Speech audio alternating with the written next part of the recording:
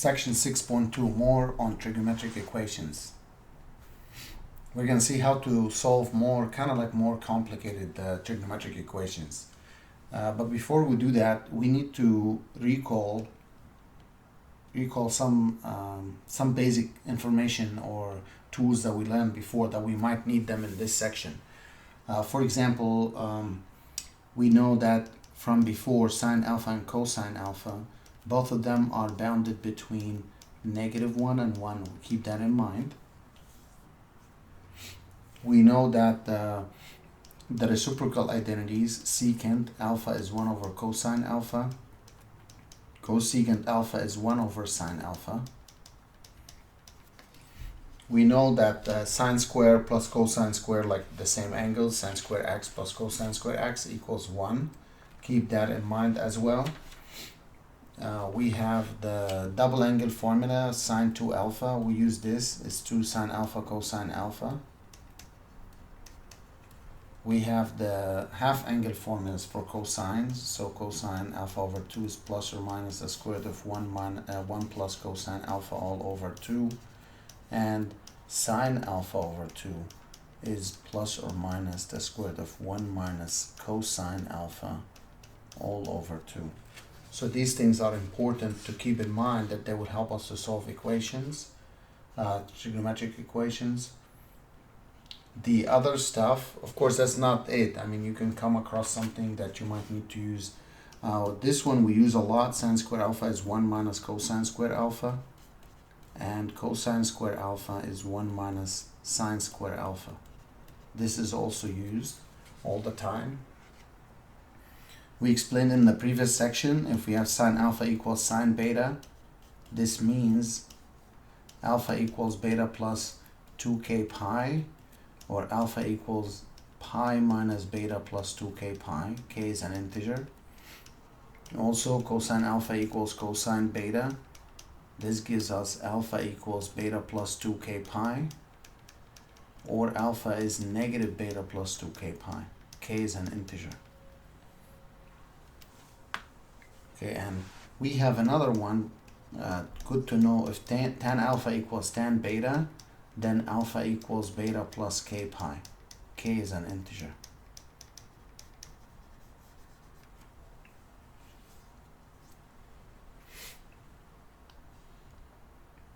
These are the tools that you need to know to help us solve equations in this section.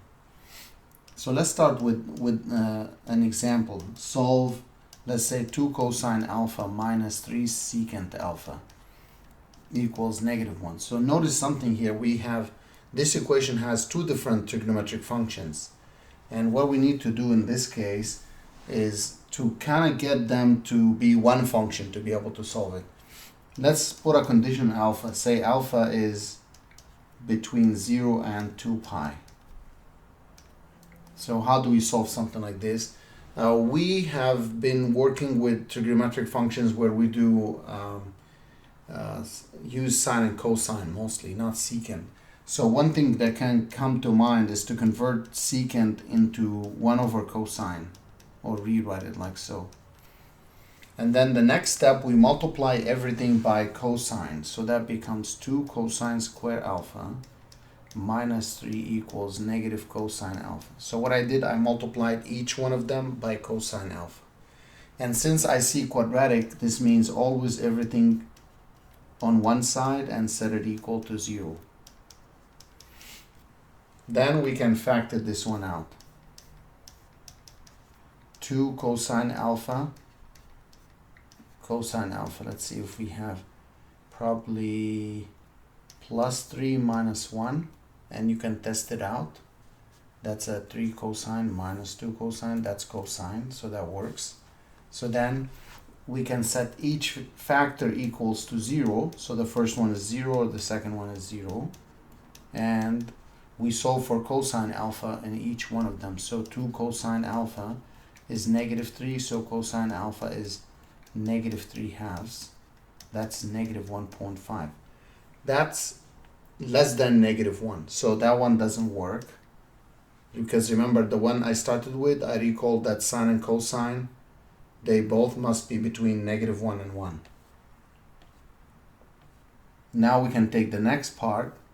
Cosine alpha equals 1, and that's cosine 0. So then how do I finish that up? Based on the formula, alpha is equal to beta, which is, this is beta, plus 2k pi, or alpha is negative beta, so it's again 0 plus 2k pi. So then we only have alpha equals 2k pi. If I take k equals 0, I get alpha equals 0. If I take k equals 1, alpha would be 2 pi, but 2 pi is not included. So if you scroll back up, the condition says you can go exactly from 0 to less than 2 pi. So we don't have to take the 2 pi. So there would be only one solution. Alpha equals 0. Alpha equals 0.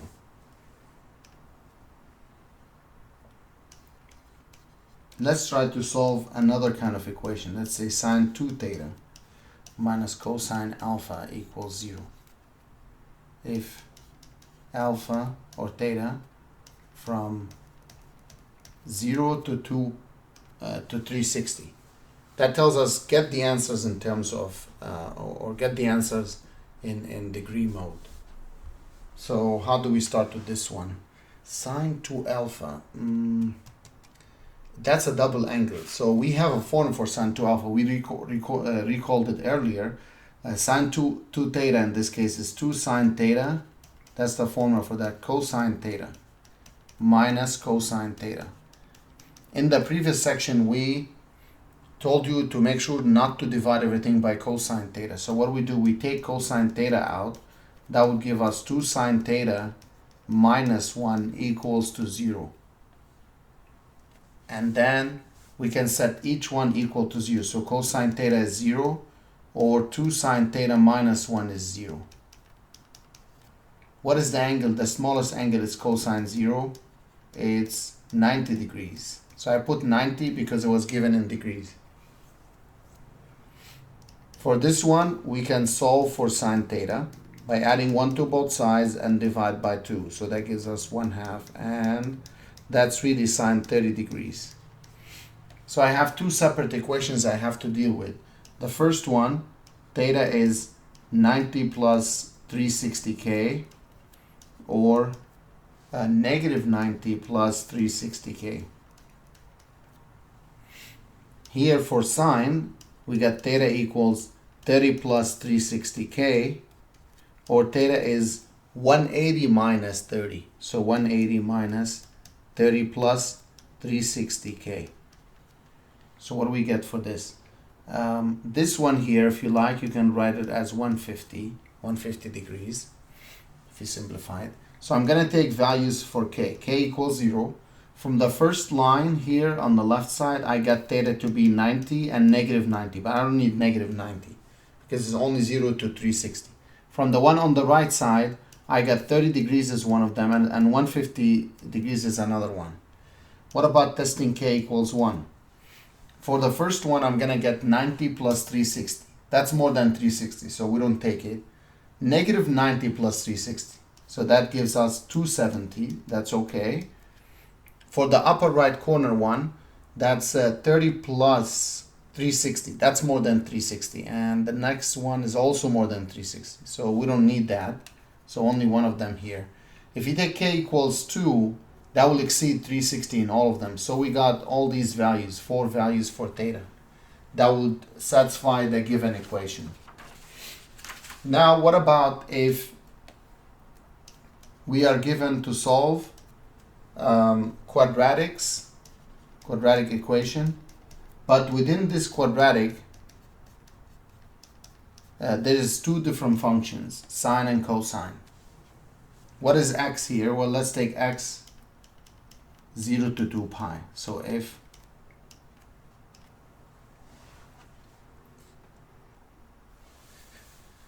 let's see, how do we start with this one? Of course, we have 2 different trigonometric functions. So what we have to do is to really convert one of them into the other one. So either write everything in terms of sine or everything in terms of cosine. It would be much easier to convert the cosine part into sine by replacing that with 1 minus sine square x. That's the first thing. The other thing is I'm going to distribute the 4 here. And since it's quadratic, I'm going to also subtract 5 on both sides.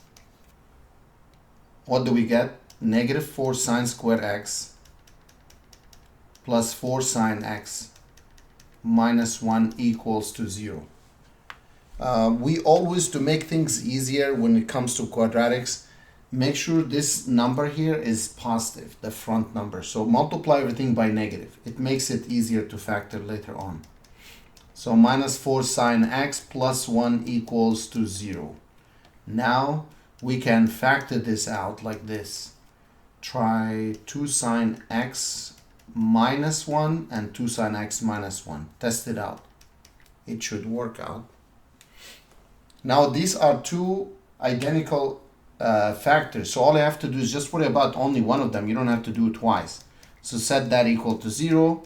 And I'm going to solve for sine x by adding 1 to both sides and then divide by 2. This is sine, let's see, it was radians, pi over 6, which is 30 degrees. That's the smallest positive angle that its sine is 1/2.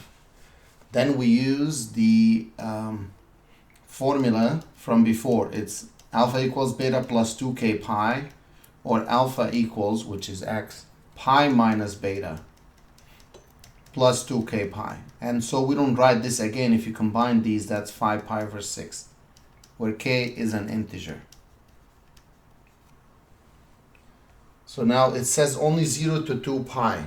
So if I take k equals 0, let's see what we get. X is pi over 6 and 5 pi over 6 from the second equation. If I take k equals 1, it's going to exceed the 2 pi in both of them. So only two values, pi over 6 and 5 pi over 6.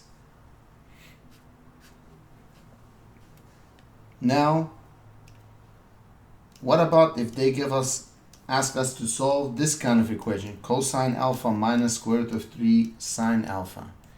In the previous example, I was able to solve the equation because there was already cosine square or sine square, right? We had cosine square.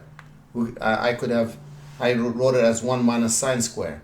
But in this equation, I don't have cosine square or sine square. So it's kind of like more difficult for students to see.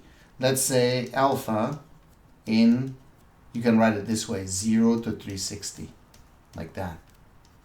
That means alpha from exactly 0 to right below 360. So what we have here is we got cosine alpha minus square root of 3 sine alpha. What are we going to do here in this case? Well, one way to do it, especially when I see the 0 on the right side, that makes things easier. I'm going to move or add this to both sides, the 3 sine, rad 3 sine alpha. And then I'm going to square both sides. So cosine square alpha is 3 sine square alpha, like that. Why did I square both sides? Because now I can replace one of them in terms of the other, either 1 minus sine square or 1 minus cosine square. Well, let's see what we have. Let's say I want to replace cosine square with 1 minus sine square. Make sure you square the radical 3 as well. That's why I got 3 on the right side. So now, since this is quadratic, we need to bring everything to one side by subtracting 3 sine square. So it's minus 3 sine square alpha equals 0. And then you got 1 minus 4 sine square alpha equals 0. Remember how I said that I like that number in the front, the leading coefficient, to be negative. So multiply all of this by negative 1. That gives me 4 sine square minus 1 equals to 0. And now I'm going to factor this one out. It's a difference of two squares. If you remember x squared minus y squared, it's x minus y times x plus y. So 2 sine alpha minus 1, 2 sine alpha plus 1. So I got two factors. I'm going to solve each one of them. So 2 sine alpha minus 1 equals 0. 2 sine alpha plus 1 equals 0. So then what do we get here? 2 sine alpha equals 1. So sine alpha is 1/2. For the other one, sine alpha or 2 sine alpha is -1, so sine alpha is -1/2. So let's see. What is the smallest angle its sine is this? It was in degrees, so it's 30 degrees, so sine 30 degrees. For this one, what's the smallest angle its sine is -1/2? This is how I find out. I know for the positive 1/2 is 30 degrees, so it has to be in this quadrant. 180 plus 30, 210, 210 degrees. So now we got two different equations. We're going to solve each one separately using the formula for each one of them. So alpha is beta plus 360k, or alpha is 180 minus 30 plus 360k. I can replace this with 150. Same thing here. Alpha equals 210 degrees plus 360k. Alpha equals 180 minus 210. So 180 minus 210 plus 360k. This can be replaced with -30. Let's see what we get. If k is 0 and substitute in the first one, that will give me 30 degrees, 150 degrees. In the second one, that will give us 210 degrees and -30 degrees, which is not acceptable. So now we take k equals 1. In the first one is exceeding 360. For this, the first one exceeding, the next one exceeding, the next one exceeding. The last one is alpha can be -30 plus 360. That's 330. I think these are the only values that we have. If you take k equals 2 or more, it's going to exceed 360 in all of them. So what do we do in this case? You know, I got these values. One thing very important to know as a note, we make sure to check obtained solutions. Make sure to check obtained solutions after raising both sides of trigonometric equation to an even power.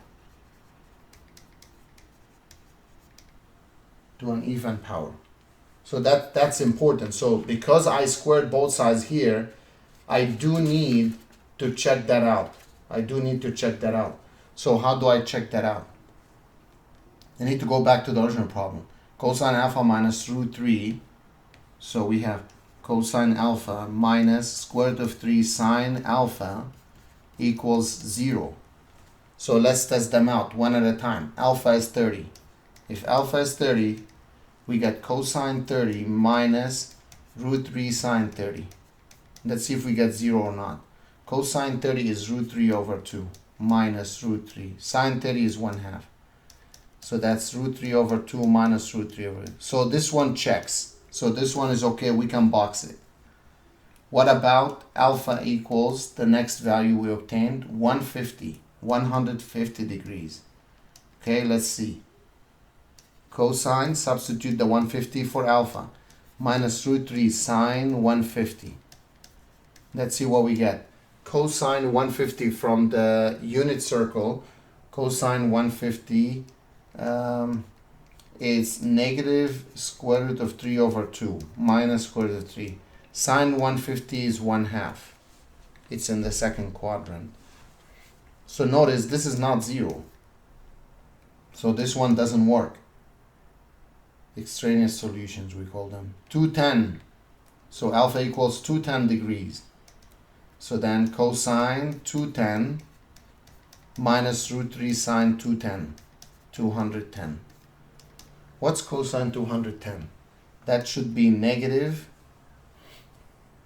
√3 over 2 minus radical 3 sine 210 is also negative 1/2. negative 1/2. So in this case, if we calculate this out, that gives us positive root 3 over 2. That's 0, so that checks. So this is okay. We can box it, right? We can box this. And the last one is 330 degrees. So if alpha is 330 degrees, what do we get? Cosine 330 degrees minus square root of 3 sine 330 degrees. Okay, what's cosine 330? That's in the fourth quadrant. That's is going to be positive in there. Okay, so it's going to be positive. So for 330, its cosine is the square root of 3 over 2 minus, keep this the same, sine 330, that's a negative 1/2. So that gives us square root of 3 over 2 plus square root of 3 over 2, which is not 0. So the only solutions are 30 and 210. So alpha is 30 degrees and 210 degrees. These are the only two solutions. These are the only two solutions. Sometimes, you know, they can make the problem, like the given problem, more difficult, to work with. So let's say they ask us to solve,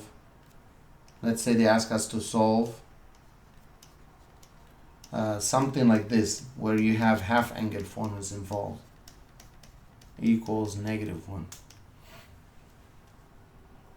Now, if you remember, we recall the formula for cosine alpha over 2. So let's say we're going to take this over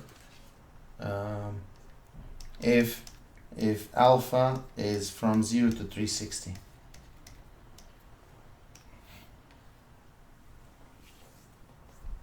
So how do we solve such equation? Well, the first thing is we don't like to see alpha over 2. So maybe if I want to replace it, it's 1 plus or minus 1 plus cosine alpha all over 2. But that makes it more difficult here because I got a radical sign now. So when I see radical signs, to clean them up or to get rid of them, we basically need to square both sides. That's what we need to do. So before I square both sides, because if I square both sides, recall the formula for squaring, if you remember, a plus b squared. A squared plus 2ab plus b squared. For a minus b squared, it's a squared minus 2ab plus b squared, if you remember. It's very important. So if I square both sides right away now, that will make it way more complicated. So it's always easier before you square both sides to isolate the radical term.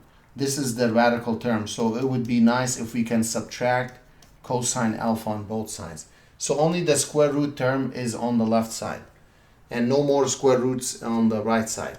Now we square both sides. So we're going to square both sides. And let's see what we get if we square both sides. So plus or minus the square root of this over 2. I'm rewriting it. So we're going to square both sides. So put a square here and a square there. So what do we get? The square will clean up, in that sense, all the radicals and the plus or minus sign. So that will give us 1 plus cosine alpha all over 2. And this one, you square the first one is 1. Negative 1 times negative cosine times 2, that's a plus 2 cosine alpha.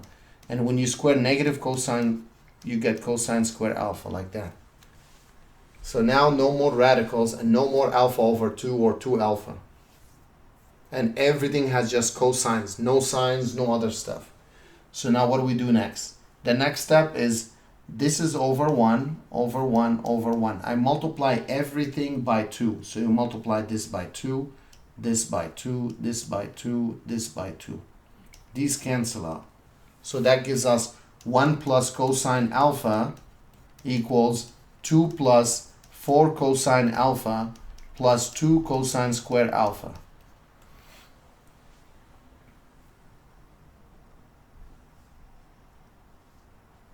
Then, because it's a squaring, I'm gonna subtract 1 on both sides to get everything to one side, and then subtract cosine alpha on both sides. So you must make it equal to 0. So 0 equals we got the 2 cosine square alpha plus 3 cosine alpha plus 1.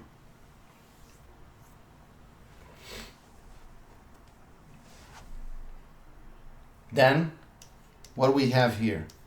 We have 2 cosine alpha plus 1 cosine alpha plus 1. And you can test it for factoring. And now what we get? Either 2 cosine alpha plus 1 is going to equal 0, or cosine alpha plus 1 equals to 0. So then 2 cosine alpha equals negative 1. So cosine alpha, if you divide by 2, you get negative 1/2. And for the other one, cosine alpha, subtract 1 on both sides. What is the smallest angle? Its cosine is negative 1/2. And we're going to do the same thing on the right side. What is the smallest angle? Its cosine is negative 1. So for negative 1/2, and you can check that on the unit circle, for negative 1/2 for the cosine, is going to be in the second quadrant. And what's the angle? Its cosine is negative 1/2. Let me see, was that in degrees or radians? Degrees. So the first angle is 120 degrees. And for this one is 180 degrees. So now we can try to finish this up by using the formulas from before, that alpha equals 120 plus 360k, or alpha is negative 120 plus 360k. Here alpha equals 180 plus 360k, or alpha equals negative 180 plus 360k. And as you know, k is an integer in both of them. So then we can start by setting k equals 0, and let's see what we get. Alpha is 120 here, negative 120, which is, if you like to list it down, it's okay, but is not needed. From the other one is 180 and negative 180, but you can't have negatives. It's only 0 to 360. If we take k equals 1, what do we get? K equals 1. We get 120. Alpha is 120 plus 360. That's more than 360. We don't care about it. For the second one, negative 120 plus 360. So that would be 240 degrees. That's okay. And for the one on the right side, the first one will exceed the 360. And the second one will give us 180, which I already have it. What about if I pick k equals 2? That will be more than 360 in the first one, in the second one, third one, and the last one. So we got 3 values here, 120, 180, and 240. But we must check those ones or not. That's a question we need to answer. Oh, I did square both sides. See, I squared both sides. So I raised it to an even power. We must check the answer. So let me write down the original problem, cosine alpha over 2. So cosine alpha over 2 plus cosine alpha equals negative 1. So it's given like this. I'm going to check them out. So alpha equals 120. So here I'm going to write check. Check it out. Alpha equals 120. Let's see what we get. If I substitute in here, you get 120 divided by 2 is 60 plus cosine 120. And the question is this equal to negative 1? Let's see, what's cosine 60? That's 1/2. Cosine 120 is negative 1/2. This equals 0. Oh, it didn't work out. So this one didn't work out. Let's test the next one, 180 degrees. And let's see if it works. Substitute into the same given equation. 180 divided by 2 is 90. Plus cosine 180. Let's see if that's going to give us negative 1 or not. Cosine 90 is 0. And cosine 180 is negative 1. Yes, it is negative 1. So this one checks. I can box it. So that's one of the answers. What about the next one? Alpha equals 240 degrees. That was the last one. So if you substitute in, you will get 240 divided by 2 is 120 degrees plus cosine 240. And let's see if we get negative 1 or not. Cosine 120, that was a negative 1/2 plus another negative 1/2. And that would give us negative 1. Yes, it does check. So in this case, we say alpha is 180 degrees and 240 degrees. Only two solutions. The other one is we call extraneous solutions. We don't need that. We don't need that solution. So that covers this section. Again, just a quick review about what we did today. And notice if the student doesn't master, any student doesn't master the previous sections, they will find this more difficult for them. So all these identities that we covered in the previous chapters, like the first 5 chapters and a little bit from chapter 6, we use them here all the time. So keep in mind cosine and sine always falls between -1 and 1. We have double angle formulas, half angle formulas.